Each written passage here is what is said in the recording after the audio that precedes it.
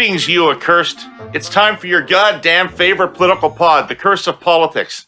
As always, I'm here with our comms and strategy experts, Jenni Byrne and Scott Reid. Jenni is coming to us live from Manhattan today, and I believe she's headed to see Billy Joel play some of his rousing show tunes at Madison Square Garden on Thursday night. Isn't that right, Jenni? Well, I'm going Friday night, but yes, I am seeing Billy Joel at Madison Square Gardens. And then Sunday, I'm going to a Giants Raiders game, so I'm very excited about that as well. That would be fun. That will be fun. Yeah, that will be fun. Yeah. All right, as you know, I do not think today. much. I think very little of Billy Joel.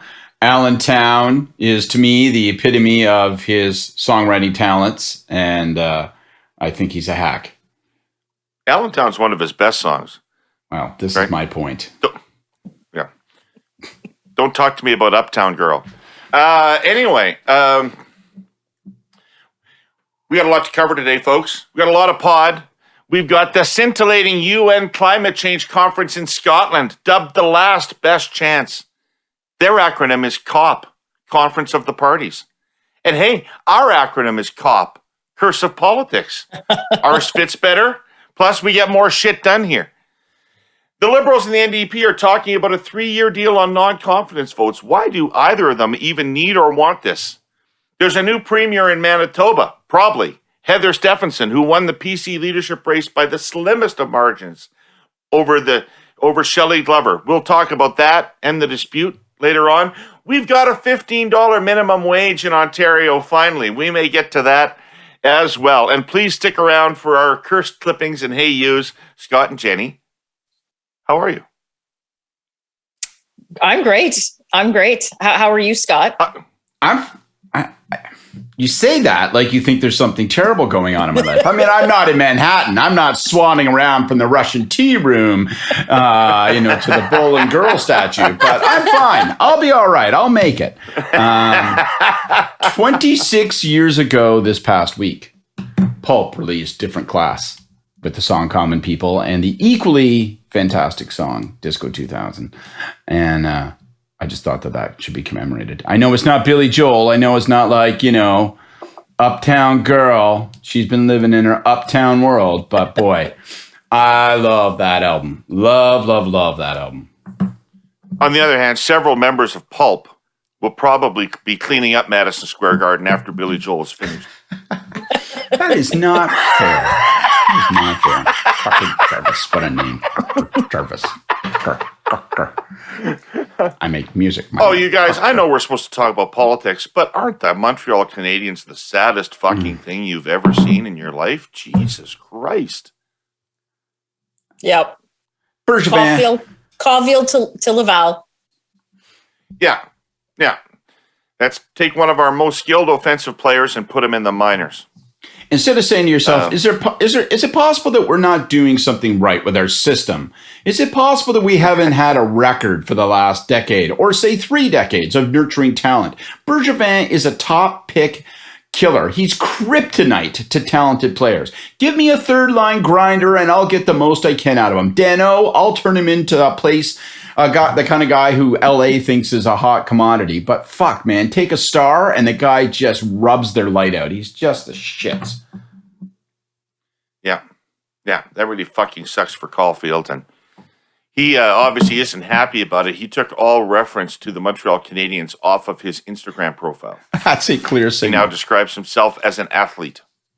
That's a serious thing. It's funny, but it's a serious thing, right? So this guy's supposed to be the future of the franchise or one of the foundations of the franchise. And now that's where he's at with the leadership of the franchise. Jeff Molson, what does Bergevin have on you, man? Do you screw donkeys, on Atwater, and he's the only one with a camera handy? What the fuck is it with you and Bergevin? Dump the guy. Okay, all right. I agree. Fuck it. Okay, politics. Everybody who's anybody is over at COP right now in Glasgow. Susan Delacourt, I know it's called Glasgow. And There's tremendous global consequences to what's going on over there or not going on over there, as the case may be. But what are the domestic political consequences for COP and for our government's actions at COP? Jenni, I kind of have an idea where you're going to be coming from, but I have no idea where Scott's coming from. So let's start with Scott. Scott, what do you think of COP? What do you think of COP? The government's over there. They're announcing that they're capping oil and gas emissions. They're trying to sell the rest of the world on a carbon price. What's going on back here? I actually think it's going to have predictable and not that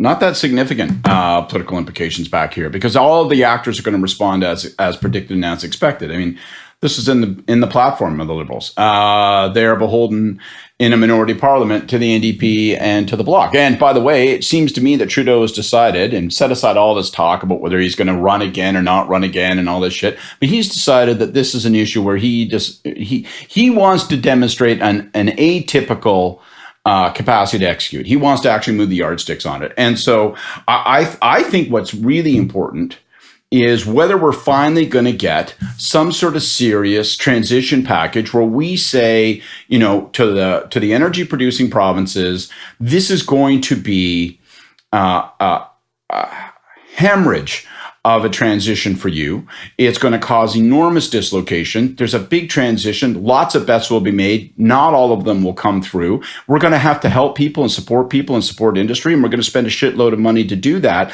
And I always make the analogy to the Newfoundland fishery, which was in microcosm what has to happen all across the country, but particularly in the prairies when it comes to energy. And so I'm not surprised by the policies he's announcing. I'm not surprised by the issues he's championing, and I'm not surprised by the direction he's heading in over there. The question is, are they going to have some kind of massive transition package of the sort that we thought? They put $17 billion aside. And I actually think we call that a good start. And I'm not kidding. I know it's a big number, but I think it's going to take all that and more. So where will we get where will we buy our oil and gas from?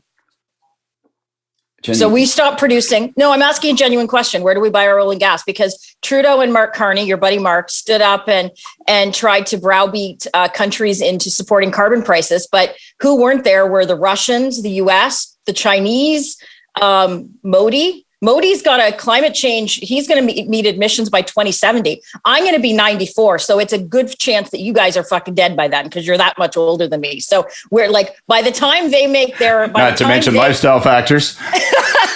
So by the time they hit their... this is what we're talking about. China's still building coal-fired plants on a weekly basis. It was a big deal when they said that they'd stop building them in other countries, which means they're going to stop building coal-fired plants in African countries, which is what they've been doing. So the fact that the largest emitters, like Canada, accounts for 1.6% of GHG emissions globally. So it's great for all these guys to fly in their private planes and make these decisions. Like Trudeau's not even hiding it anymore. Like, he's at Pastis in the Hague, which is known for a very small French bistro to, lecture on climate change and masks, eating escargot and drinking champagne. Like it's not even a pretending that the decisions they're making are actually only going to affect the middle class, the working poor. In Canada. So it's great. Like from a practical point of view, great. Shut down the oil sands. We won't have that to depend on in terms of Canada's financial stability. But we'll continue to buy. We'll continue then to buy energy from countries like Russia and China and others, because they're obviously not going to put in a ridiculous carbon tax. Well, where's that logic take you, though? So wait a second, Scott. I got a couple things to say. Okay. The first thing is, Jenni, that there's a lovely restaurant called Pastis in the meatpacking district of Manhattan, or at least there used to be. Lovely French bistro. I used to go there. It's great. So you check it out. I'm happy to go there. The difference is I'm not a hypocrite. I am not as cynical as Jenni is about this exercise, because I think that some countries doing some things is better than no countries doing anything, and some countries are making commitments and all that. Where I agree with Jenni is that I don't think that You talk about getting it done. I don't think that governments are being honest with people about the consequences of this, and I don't think that they're being practical in how they get it done. So, to your point, Scott, this is going to be an enormously expensive venture. It's going to be hugely economically disruptive. It is going to result in inflation. It is going to result in higher energy prices for people. All over the world now, you see governments subsidizing energy prices for consumers, which is, of course, deeply ironic for those people who believe in carbon pricing. So there's going to have to be solutions to all this thought through. We now have an environment minister, again, who will not utter the word nuclear. Will not utter the word nuclear. I'm sure he doesn't believe in blue hydrogen. So I don't think that, in terms of being practical and getting it done, I don't think he's a practical guy, judging by his initial forays. And I don't think that I can see that the government has either an economic plan to accompany this environmental plan, nor does it have a regional reconciliation plan to go along with this climate plan.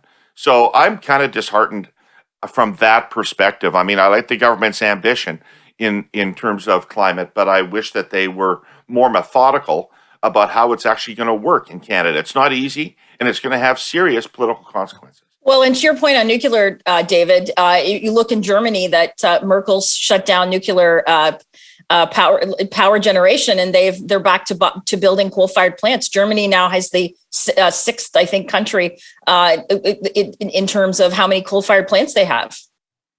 Yeah, they have to reverse that, Jenny. They did that because of Fukushima, and they have to reverse that. Look, Canada needs more nuclear, but just my last note on this. I don't disagree. That was the point I was trying to underline, which is, to my mind, there has to be a massive reconciliation package. I actually thought it was going to happen in the aftermath of 2019. I thought that's where we were headed. And you can say we got derailed because of COVID, and that's true, but it's not really true, because there was a long period after the 2019 election when steps could have been taken. I was shocked that the first budget didn't include measures, didn't start to put up the framework, that the budget wasn't used as a communications platform and an investment platform to say, this is the transition that faces us. This is how difficult it's going to be. And this is how much we're going to have your back, because this is not a regional problem. This is a regionally centered set of consequences that must be approached as a national enterprise and a national challenge. And so I assume they will and must do that. And I assume they're going to have to compromise on things like blue hydrogen and nuclear. Like, you're going to have to get into those small nuclear reactors. But Scott, just from a logical point of view, to David's point of governments not being honest as to what this is going to cost and the ramifications it's going to have for Canadians, if countries like China and India and Russia do not make any real substantive moves to decrease GHG emissions, they're never going down. 75% of the world's I don't accept that argument. I just don't accept that argument. That argument takes you to let's do nothing until everybody does everything. And I don't buy into that as a principle. And secondly, as a practical matter, those countries have the luxury of being able to ignore it and not get punished in the same way we will. We're a trading nation. We're a nation where institutional investors have decided where they're going, and we will get punished in a way that our economy can't handle, but the United States, Russia, and China can. So I understand the point you're making. It's not incorrect, but I think saying until Russia, China, and the United States decide that they're going to get serious, we can't. I don't accept that. Well, we'll have a lot less to trade to nations once the Liberals are done with the country. So it'll be really good it'll be good for the billions of dollars they're going to continue to spend. Well, it doesn't have to be all doom and gloom, man. We could lead in certain ways. I do hope that somebody is thinking about what we do to make up for that 30% of our exports that will eventually disappear. Somebody should be thinking about that. Jenny, I'm not going to let you. I'm sure they are. I'm sure they absolutely are, David. No doubt in my mind in watching everyone flit about at COP that they're obviously thinking of the biggest export that Canada has. But yeah, it's great. It's great. We'll all drive in our electric cars, which, by the way... Come on, Jenny, honest. I mean, it's easy to say, look at Prince William and his big fucking Tweety-sized head and all that kind of stuff. But ultimately, Those beefs take you to a place of saying, then do nothing, then feel justified in doing nothing. And I don't think that doing nothing is a justifiable decision. I would like to see the government of Canada go and actually defend the government, like the actual positions that help Canadians. That's what I would like. But sometimes I think of Canada as a hand-knit cardigan. Hang in there, hurly-burlyites. I'm going somewhere with this. The 8 or 9 buttons on the cardigan represent our large city centers. The thousands of stitches that hold the whole thing together, they're our rural communities. But we have a problem right now with those stitches. They're unraveling. Too many rural communities are being hollowed out because they don't have anywhere near adequate high-speed digital connectivity. The good people who live in these places can't do business. They can't farm their land with the latest technology. They can't access the education and healthcare they need. In some cases, they can't even upload a photo or make a cell phone call. And so, they leave. It's a problem that our presenting sponsor, TELUS, wants to fix by investing in spectrum to help rural Canadians connect. Spectrum is the radio waves that make your cell phone, GPS systems, and Wi-Fi work. The federal government licenses spectrum to companies who are expected to use it to provide service. But far too many of our rural communities have had their spectrum controlled by regional carriers who'd rather sit on it and then resell it for millions in profit than actually use it to help those communities thrive. Regional does not mean small. These are multi-billion-dollar companies who benefit from billions in government spectrum subsidies. And they use less than 20% of the rural spectrum they hold. TELUS has the strongest track record of deploying its rural spectrum. Almost 2/3 of theirs is put to use, with more to come. As a technology leader with a social purpose, TELUS believes you should use your spectrum or you should lose it. Full stop. And they are committed to doing the work in partnership with governments to help end the digital divide in this country. Go to telus.com/connectingcanada to learn more. Well, speaking of defending, I'm not going to let you drive by smear my friend Mark Carney with the same brush, because all those other political leaders over there may be making promises they're not going to keep. But he's got $100 trillion and growing of private sector investment money that is dedicated to net zero by 2050. That is going to change things around the world. That is a lot of cash that is going to be flowing to certain places and not other places. Yeah, no, and once Brookville completely divests all of their non-renewable projects, I think he'll have more credibility in terms of going and shilling, doing business development on the backs of a UN conference. Again, if the only talking point is until everybody in this imperfect world behaves perfectly, nobody ought to be able to do anything, we'll get precisely fucking no place. Because we won't actually get places. GHG emissions will, if the purpose of COP is to talk about the lowering of GHG emissions, then ergo they would have to lower. But what we're doing now is, as I said, Scott, we account for 1.6% of global emissions. So great, we take it down to 1% and nothing changes.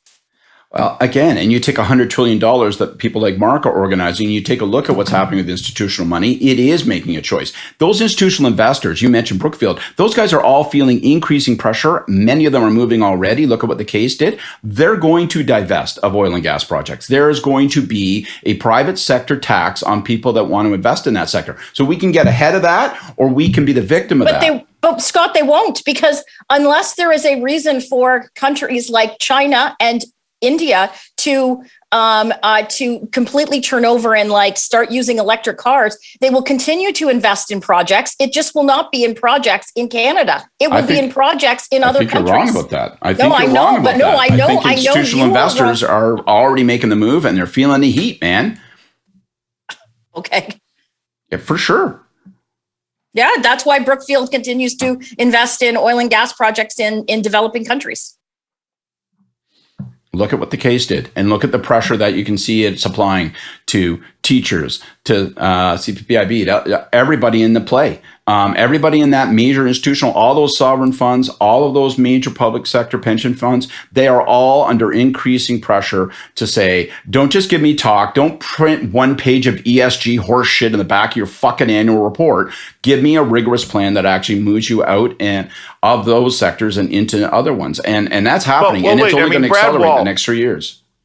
Brad Wall said to me, I asked him this directly when he was on, and I said, how much of the problems in the oil and gas sector in Alberta and Saskatchewan is a consequence of federal regulation and policy, and how much of it is a factor of international investment flows that are going to lower intense. And his point was that in years past, it was mostly federal policy, but in recent years, it was mostly investment flows and investment decisions that were going to different places.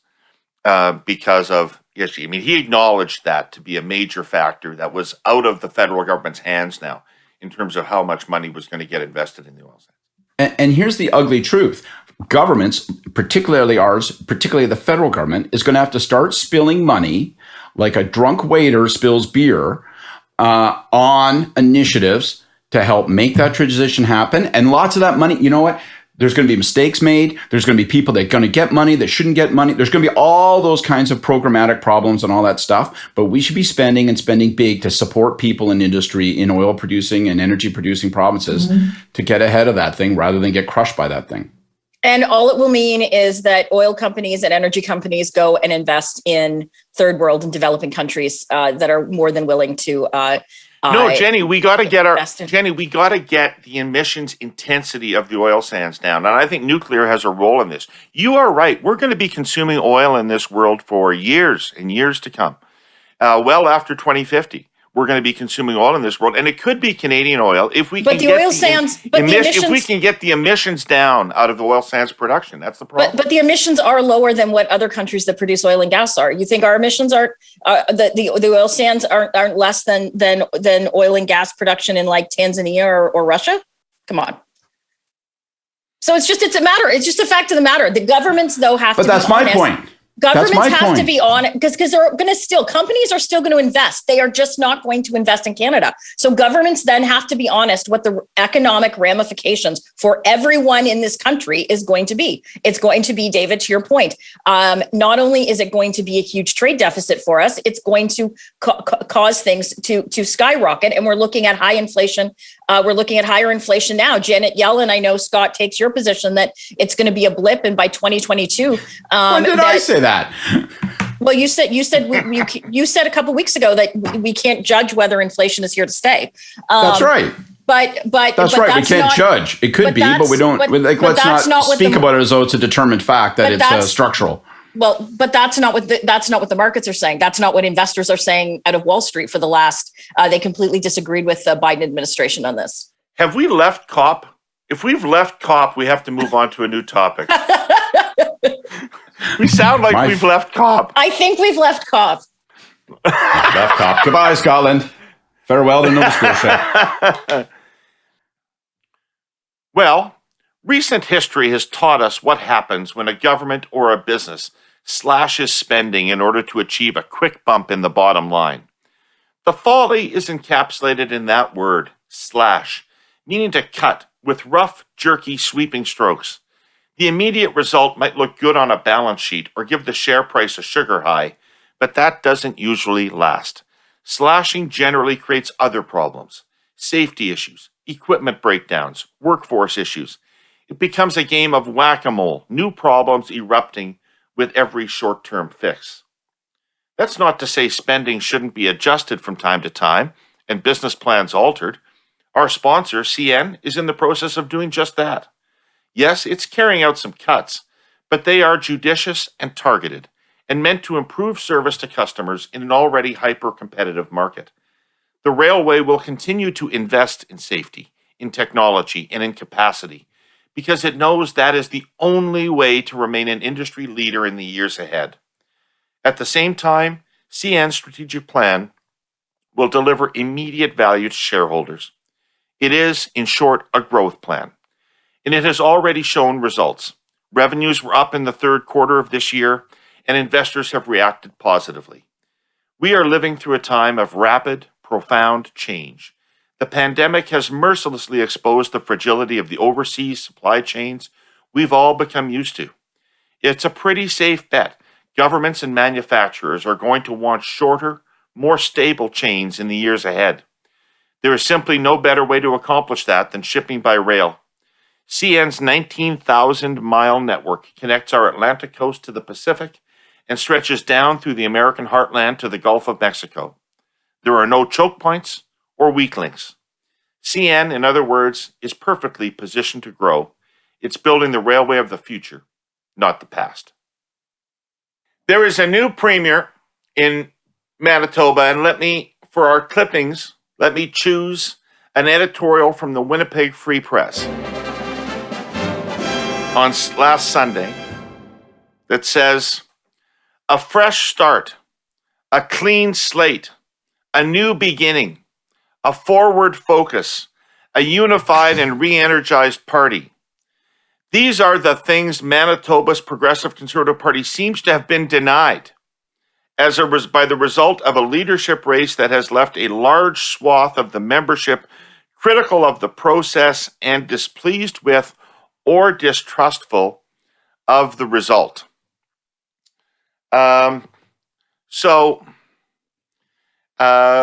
overall situation is there that we've got a party that is mired in terrible shape in the polls. Pallister was terribly unpopular, but they've got 2 years to go before an election. It's not till October 2023 that they go back to the polls. Some people speculate that they only had women running for the leadership because things are so desperate that was the sort of Hail Mary strategic play. But in any event, the party seems bitterly divided over a race that was only separated by a couple of hundred people, a couple of hundred votes, and some apparent irregularities. 363 votes, I think. And the reason they only had 2 women running is they disallowed one guy from running. I forget his name, but they disallowed him. So it was just Shelley and Heather. So it's a classic leadership. It's somewhat establishment versus someone from the outside who's anything but like the outside. Shelley's an established conservative. She sat years in cabinet for us. So it was kind of establishment versus establishment. My understanding is that the results were a lot closer than what I think probably Heather's campaign was expecting. My good friend Michael Diamond was one of the people running her campaign, and he's very skilled, and a win is a win. So it'll be interesting. I think the party's divided, from my understanding, and I can't profess to be a student of Manitoba politics, but it seemed that Shelley had a lot of support from the membership sold by the guy they disallowed, who kind of had a very kind of PPC like undertone to his campaign, kind of anti-lockdown, anti-vax, that kind of thing. Can parties run leadership race? So Shelley Glover wrote to the lieutenant governor. The losing candidate wrote to the lieutenant governor and said, "Don't swear this person in because I'm appealing the results." Now, I don't think the lieutenant governor is going to pay any attention, but this is far from the first leadership campaign that's been marred by accusations of impropriety in voting, etc. And given that when you win, you get to become the premier or the prime minister, should we have Elections Canada or Elections Manitoba running leadership races? Can the parties maybe not handle this job? Ridiculous? Why, Jenny? Because it is up to this is internal party matters. It's kind of like a party deciding whether someone's a candidate or not. It's not a right to run for a political party. It's a privilege. Everyone has a right to run for parliament. They can go and get their $1,000 and 100 signatures, and they can go and run as an independent. It's not like that for a political party. And so I think that in all leadership races, like people that don't win don't like the results. We saw that after the Ontario one. Doug won under the system, and it was 24 hours before Christine Elliott conceded that she has lost. When you've put your heart and soul into something, it's very hard if you're expecting to win, especially when it's by a small margin, which Manitoba was, which Ford was. It can be sometimes hard when you're genuinely expecting the announcement to say your name, and it turns out it doesn't. Yeah, I agree with that, Jenny. I think I agree with that. I was just taken aback by the move to the lieutenant governor. And that just took it to a different place to me, where I was thinking, well, what is the lieutenant governor supposed to do in this circumstance? But that's a political move. Yeah. That was a comms decision. No, I look at it as the same as, once every 6 months that, I would write a letter to the CBC ombudsman about something. Like, it was less about actually getting a reaction from the CBC ombudsman. It was just an opportunity to keep it in the news or to push your. So my guess is it's less from a constitutional process and more that was just the mechanism that Shelley's campaign decided to do so they could keep it in the news. Yeah, I agree with that. Look, as you know, my knowledge of the grassroots structure of the Manitoba Progressive Conservatives, particularly in the rural areas, is vast and extensive. You're more of an expert in the Manitoba Liberal Party, right? That's right. Yes. Sharon Carstairs is the leader, I believe. Is that correct? First of all, I'd say to Michael, congratulations, because, it's a lot better to win a race by 363 votes than lose a race by 363 votes, as we're saying this. I'm with Jenny. I don't think that you have to turn to Elections Canada, Elections Manitoba, Elections Ontario to run leadership races. And in fact, I don't think they should. I think it falls to the party to run processes that have integrity and can withstand scrutiny. I'm also not sure that just because this race is close, that necessarily means that it was riddled with irregularities. I mean, people make that, oh gosh, well, it was a short difference. And I know people talked about ballots and stuff, but I've also seen arguments saying, look, ballots got out. This is the evidence of it. This is how we went about making certain that wasn't the problem that people feared it would be. And so I don't know. I don't know how to judge those claims, but I don't inherently assume that the claims that the process is flawed was correct. And the last thing I would say is that I'm also not convinced that the party's divided. Like, I wouldn't make that assumption, especially when you got a circumstance where someone sells in heavily. The winner, Stephenson, she had the overwhelming support of Caucus. She had the support of her cabinet colleagues. She had the support of what appears to be, and maybe I'm wrong here because I don't know what I'm talking about, but it looks like she had the support of the rank and file membership that existed prior to the selling. As you said, the guy who didn't run, Shelley brought in new members, and there's nothing wrong with that. But I'm not certain that means that the party's divided. It means that the people that sold in to support Glover didn't win. And I think the party will go back to what the party was prior to the leadership race. And I think the most logical thing is she'll have all sorts of consensus and strength there. Now, she's got a big problem. She's got to win the next election. And it looks like it's an uphill battle. And Pallister's left her with a, desk full of fucking problems. But I'm not convinced that there was irregularities. I'm not convinced that a close race means that it was necessarily a suspect race. And I'm not convinced that the party's divided just because the result was tight. Do we think that Pallister's already in Costa Rica? Oh, yeah. Oh, for sure. Oh, for sure. Oh, yeah. 100%. Oh, yeah. 100%. Absolutely. Yeah. Sand between his toes, sipping on a drink as we speak. So, when you are running to take over a party in office that is desperately unpopular and you're going to need to turn it around, it's often not a good thing to have most of the existing cabinet supporting you, because then you're going to be a captive and a creature of them. I think back to John Turner, who could have won the leadership without any of that support, but took all that support. And then his fucking cabinet ended up having Alan McEachran and Mark Lalonde in it. And you're like, whoa, where's the change there? And she's going to have a difficult time representing change if she is beholden to the existing infrastructure of the government.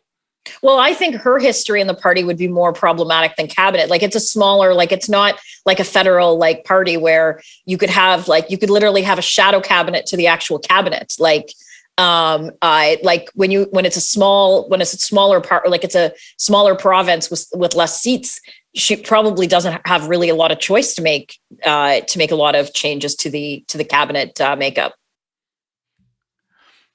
But I mean, you raise kind of almost a classic challenge that that leadership aspirants face when they're trying to succeed an incumbent, right? You know, and obviously, David, we lived through it. So what's the balance between renewal and stability? And parties crave, and particularly governments, incumbent governments, they crave. The caucus will push. No, and like keep the same faces, you know, and all, you know, and I mean, obviously, caucus guys want to be promoted and all that kind of stuff, but they don't like the sense of internal disarray that is inherent to signaling change. So, you know, it's a super tricky balance to strike. And in some ways, like I think about what we went through in 2002, 2003, in some places, you know, we might have signaled too much change. And in some places, I think that we didn't make enough. And in some of the changes that we failed to make, I live to regret. And partly we didn't make certain changes because we felt like, well, I'm a little gun shy now. Everybody's saying, oh, no, now it's time to stabilize. I think I can think of a handful of big changes that we should have made and didn't. And I think that it make more rather than less. Premier Stephenson, make more rather than less. That would be my guide. Do not underestimate your problem. Do not underestimate your challenge. Okay. It is reported that the Liberals and the New Democrats are in discussions for an agreement that would bring stability to Parliament for the next 3 years. What would be in such an agreement? What would be in such an agreement? Wait. Say you like an Uber driver like wheels up to Parliament. He rolls out. He's like, I got an order of stability here. I'm looking for two fellas. Who wants to sign for this? I don't know what would be in it. I mean. I assume something that Singh wants that Trudeau's already campaigned on and plans to do. And then Singh will just walk around and say, look what I forced this guy to do. And everyone, like he knows that we all know that he didn't force the guy to do it, but it makes him feel better. Well, that's interesting because that would be the logical thing. But doesn't that, if you boil that down to what would, like, doesn't Singh, if Singh is going to trade 3 years of a holstered rifle, doesn't he need to get pharmacare? Like, doesn't he need to be able to say, no, we have to push Trudeau past the pocket of things that Jenni just talked about. We have to get something. It isn't enough to say, you know, sick leave at the federal level and, you know, action on climate change. He's got to actually get, he has to demonstrate that he secured a trophy. I wouldn't do a deal that didn't include PR. I wouldn't do, but I don't think I wouldn't do a deal that didn't include PR. But if I was the NDP, why the fuck? That's the only thing that matters. But I don't think I think Singh has proven that he doesn't actually look at this like it's not strategic. Like you guys always say, Leighton held your guys' balls to the fire when he was that's an appropriate mixed metaphor, by the way. Yeah, I don't know about that. I would have objected. I would have said, stop that. Talks are over. Put some water and sand on that. Those are my nuts, for Pete's sake. But that's okay. So maybe a wrong metaphor, but the difference is I think Singh has proven that he actually he will just accept the actual bare minimum to basically prop this government up because they're not in a good position. He picked up one seat. He's you know. I don't think his caucus, I think they like him fine. I don't think he's got the problems other leaders like Aaron has. But I don't think he's loved by his caucus. I don't think they're happy with how the election results going. And so I can't see though, I don't see anyone wanting to have a snap election, and I don't see any political benefit for any of them. Less so for the NDP than the Liberals to have some kind of deal that props them up. I think Singh gets more by going on a case by case basis and trying to exact as much he can for like the speech from the throne vote, a budget vote, an fall economic statement vote. I strategically don't understand where the NDP are coming from. For the Liberals, you two who understand Parliament, because I don't understand Parliament, I had thought that one of the reasons why the Liberals might want a majority, even though they were able to pass the things they liked in the House, one of the reasons they may have wanted a majority was to regain control over the committees. And to control what the committees look into and what the committees don't look into and all that kind of stuff. Is that something that could be part of such a deal with the NDP? I think that's probably in the Liberals' interest. It would be in the Liberals' interest because they do seem afraid. They do seem nervous about different committees and different issues they're looking at. They did not enjoy the we experience in committee, for example. And I think there's probably a whole host of the fact that the money was flowing the way that it was during COVID. I think there's probably other things that they would prefer not to have to release in terms of emails and what have you. But if you're the NDP, if that's what you kind of give, if that's the water you're putting in the wine, I'm not sure Singh could get that through his caucus, because let's not forget, like guys like Charlie Angus and the guy from BC that was on the We committee, pardon me. And Peter Julian? Was it Peter? Julian, like they were instrumental in terms of holding the Libs to the fire on that. So if that's kind of, if the Liberals are coming at it, Charlie Angus is an ankle biter extraordinaire. Yeah, like, but Absolutely. if they're thinking peace in our times for committee, if that's where the Liberals are coming from, and Singh agrees to that, that is a hugely strategic error in terms of the NDP, and I think extremely unpopular with their caucus. This conversation has convinced me that these talks will fail because they're not rational. They don't make sense. I can understand exactly from your perspective, David, as or from the Liberals' perspective, as you highlight, David, why you might want to try to strike this deal, particularly around control of the legislative process. I don't think it's so much about whether or not you fall. Like, if conditions change and the Liberals are vulnerable, people will figure out a way to break their promise in order to call an election. But the control of the legislative levers, committees, it's different from our time and even your time, Jenny, right? I mean, now staffers, the precedent has been established. Staffers will routinely be called and they will be routinely grilled. And we've done it with senior staffers, but they're gunning for mid-level staffers as well. It'll start going. I mean, I can recall Katie saying at one point during those committee hearings, fuck right off. I'm here as a representative of all the staff within the PMO. You can put your questions to me. I'm the delegated staffer. But I don't know that's not new. That we when we were in government, the opposition called our staff to committee all the time, and we did at times, like Guy Giorno did go and testify in terms of access to information. But for the most part, we sent ministers, and we basically said, "Go fuck yourself." But it's not being. They're not saying "Go fuck yourself." No, that's what I mean, right? I mean, Katie made that argument. But that's a strategy. That's because they can't hold, like they can't like then they don't have they just don't have the fortitude to do it, because we basically would just be like, no, you're not going to get the mid-level press secretary. You're going to get John Baird. End of story. Right. Like, and you have to be disciplined in terms of that. For sure. And I just think that ship has sailed. And when I heard Katie making that, so to me, I look at that and I say, well, I can understand that motivation from the part of the Liberals, but I can't understand. Like, I go back to it. You say PR, I would say pharmacare, and I just don't know how Singh couldn't. He'd in order to trade that away, he would have to secure some kind of major milestone trophy, and whether it's PR, whether it's pharmacare, whether it's both. And I don't think that's sensible. Like, I just don't think. I can't imagine. Like, if I'm the government, and maybe the Liberals maybe they should don't not give up PR just to have a little bit of stability in Parliament right now, because PR is a forever life-changing experience for the Liberal Party. No question. And I think, and look, there's lots of things about pharmacare that I strongly support, but I'm not certain that in the environment we're in, we should be establishing another national shared cost program without any notion of how that's going to actually play out.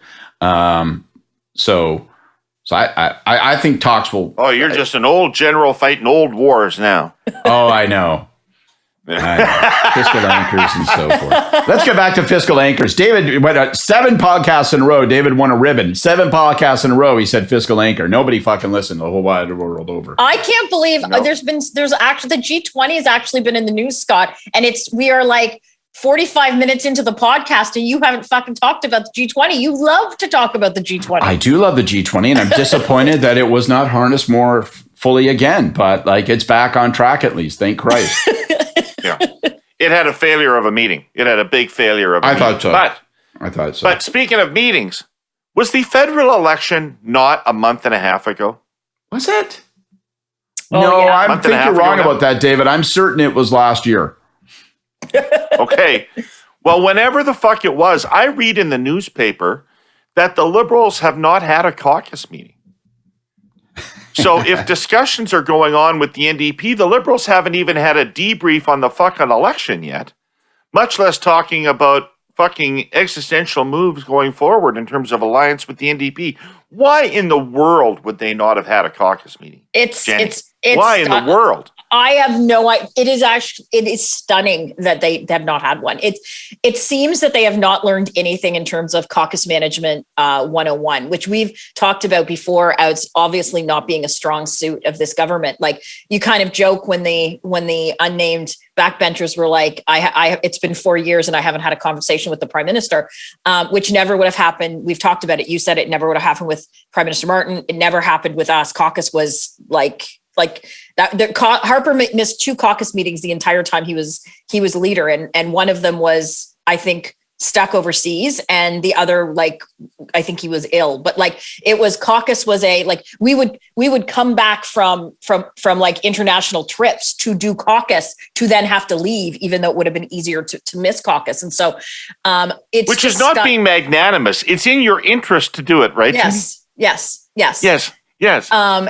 So I have no idea what their strategy is, but they've obviously not learned. Like it's not been like they didn't sit back and say, one of the things we haven't done well over 6 years is caucus, and we should try to fix that. That's obviously they don't give a shit or don't see it being a problem. I think it's a huge problem. I don't get it. I think the answer is pretty obvious. There hasn't been a caucus because they don't want one. And I hear what you're saying. It's a problem. It's going to be a problem. Nobody's making them. So the message to the backbenchers: we'll call you when we need you. And you don't hear 4 caucus members running to their ramparts and saying this is ridiculous. So, like, if you don't want to do it and no one's forcing you to do it, guess what? It don't get done. It's a strange culture. I think the Hill Times found 3 or 4 unnamed MPs who were unhappy. That's right. But we're very careful to use phrases that they know were identified with other caucus members so as to cloak their own identities. I swear to God, I'm not sure that the MPs in the Liberal caucus know what their rights are and what they're entitled to. I really don't think I'm really not sure they know what it is to be a member of parliament. It's Michael Ignatius' problem. He burned the fucking thing to the nub. And as a consequence, Trudeau brings the party from 3rd place to 1st place. There's a whole crop of rookies elected, and the whole experience is reinvented from scratch. And people kind of go, okay, well, this is the way it works. Okay, right? But did it work this way under McGuinty and Wynne in Queen's Park? Because a lot of the senior people that he has around him come from Queen's Park. So like Queen's, there were differences when I went to Queen's Park after federally, but weekly caucus meetings was not something that was different. Like they happen federally, they happen provincially. So I don't even know where this culture would come from. Like Trudeau was elected in 2008, seemingly Dion and Iggy, even though he burned it to the nub, as you say, Scott. Seemingly there was weekly Wednesday caucus meetings when those guys were leader. Yeah. Yep. Yeah. I think that my recollection is that Ignatieff would each week select one of his books, and he would read a whole chapter to people and just today we're doing scar tissue. Sit back, folks. I figured get a coffee and cream. I figured he'd bring Susanna in or whatever to actually do the reading for him. Okay, if we're getting personal now, it's getting weird, right? War and Peace. And read to each other at night. All right. Hey, we're running out of time. And by gosh, by golly, Doug Ford has discovered the beauty and the merits of a $15 minimum wage. 4 years too late, but nonetheless, 3 years too late, I guess, but nonetheless, here he is, $15 minimum wage. So I think this is fascinating politics. I'm just making fun of him a little bit, but this is fascinating politics that the party that thought they were on the right side of that issue back in 2018, business community behind them, chambers behind them, all that stuff, now says, holy shit, the politics of this is on the other side. I actually always knew that when we brought in the $15 minimum wage. I knew that most conservative voters supported that. Supported that idea. It was a centrist idea, not a left-wing idea, even at the time. So I'm interested in it in isolation as a move forward, but I'm also interested in it as a continuing part. I mean, you can't see it outside of Monty McNaughton's ongoing offensive with the labor movement and with working people. And you can't see it apart from O'Toole's initiative in the election campaign to try to reach out to working people and the influence of Boris Johnson's success over the whole conservative movement in Canada. So somebody take all those threads and tell me what's going on in conservative politics and working people. Well, the vast majority of union members, though, would make a lot more than minimum wage, no? Oh, yeah. Yes. Okay, so they're two different issues. All of them. Although rising minimum wage tends to push up union wages as well. Yeah, and right? then the announcement. I had a business person, when we were bringing in the $15 minimum wage, I had a business person complaining to me. And I said, well, you're unionized. You don't pay anybody minimum wage. And he said, no, but I pay people $17 an hour to do a shitty job. And if the alternative is $11 an hour to work at 7-Eleven, they'll come to my place for 17. But if they can get 15 at the 7-Eleven, they won't do my shitty job for 17. I'll have to pay 20. So, and I said, great. I said, perfect. That's the point. Well, I guess we'll see the effect that it'll have on businesses. I know some small businesses have come out and said this is going to hurt them, and businesses are struggling right now in Ontario in terms of the lockdown policies and the closures for the last year and a half. So we'll see what the announcement is. Monty's out with Doug and Peter Benthalvey today in about 40 minutes.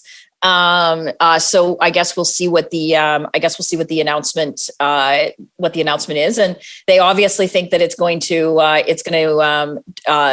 drive voters to them. So we'll see if that's another thing we'll have to see, because there was a lot of, like, I had a friend in business who messaged me, and I quite like Monty, but messaged me and said, and this person likes Monty as well, and said, what does Monty want to do? Be a union organizer when he quits politics? So I don't think it's going to, in terms of last week's announcement on the 9 to 5 bill and what have you. So we'll see. They've obviously made the political calculation that this is going to help them in the next 8 months leading into the election. So I guess we will see in 8 months whether it does or not.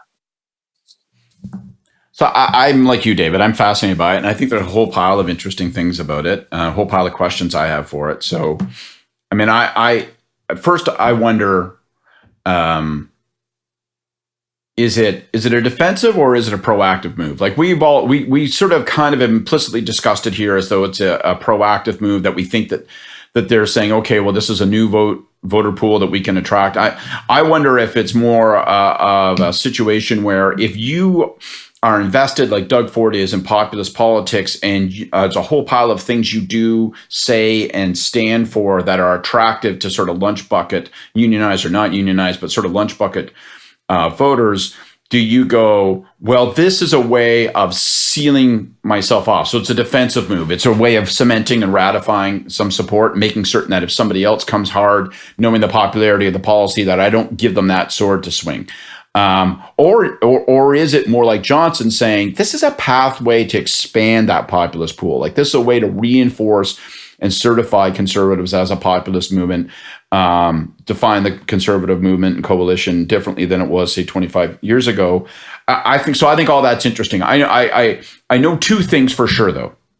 I know one, if people think that the way to criticize this is to say, well, Doug Ford is flip-flopping and that's ridiculous, they have missed the last 30 years of the world, because he will not pay a penalty for that. No one is going to say, oh my God, he's a hypocrite. And people can, no harm in throwing that ball against that wall, but just don't fool yourself into thinking that anybody's listening or anyone gives a flying fuck about that argument. No one cares about that, and he'll pay no penalty. It either works or it doesn't work. This idea that he's the wrong person to champion is fool's gold, and it's a waste of a time. Second thing I know for sure is, whether you're looking at it from the perspective of does it work for the Conservatives or not, we can make all kinds of arguments. We can say that O'Toole wasn't successful. Maybe there were other reasons he wasn't successful.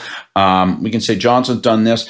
But if you're the Liberals and the NDP, you have no choice but to assume it's going to be effective, to assume that it puts those votes in play, to assume that it's going to make it harder for you to win back those votes that you don't have, or to maintain some of those voters that you already do possess.